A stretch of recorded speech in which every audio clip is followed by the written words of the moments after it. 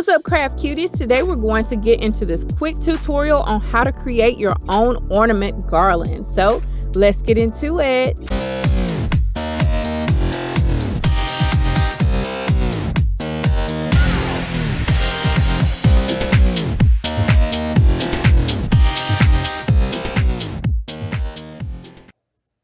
So to complete this project, you're going to need balloon streamers or fishing line, a pair of scissors, and some tape or command strips to hold your garland in place, but they're not necessary. You can just lay it on your mantle and it won't move. And of course, your ornaments. Determine your color scheme and get ready to make your ornament garland. So the first thing we're going to do is take our streamer and measure out how long we want our ornament garland to be. So this year I didn't drape it all down the sides. I'm just going to do the middle, but you can do it however you want to. So once you've got your measurements, we'll start with your first ornament. We'll take that ornament and take the streamer string and put it through just where you would the hook if you were putting the ornament on the tree, and tie a knot, and this is going to serve as the anchor for your ornament garland.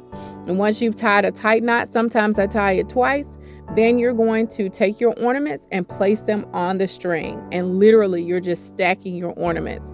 I suggest using various size ornaments, to create a bigger ornament garland, but you do it however you want to. And you just take one ornament at a time, or two or three, and you just literally stack it down the string as I'm showing you here. So you continue to add them. I think I did like red and white or red and silver with these. And you continue to add your ornaments until it's as full as you want it to be.